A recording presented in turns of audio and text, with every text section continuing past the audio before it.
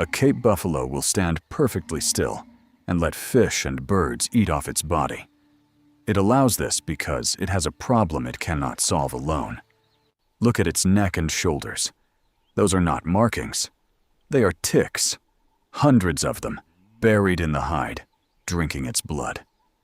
Up close, you can see them gripping the skin. Each one is a small, open wound, and each one can carry disease. The buffalo cannot remove them.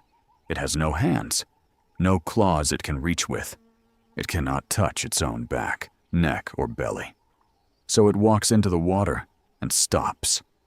The fish arrive within seconds. They start low, working across the legs and belly, stripping parasites and dead skin from the places the buffalo can never reach. Then they move to the face. It lowers its head into the water and holds still while dozens of fish clean its muzzle, its jaw, its eyes. It doesn't flinch. This trade has a name: cleaning symbiosis, and it happens everywhere. On coral reefs, predators queue at cleaning stations and stop hunting, while small fish work inside their mouths. On land, oxpeckers do the same job. One bird can eat over 100 ticks in a day. But there is a catch.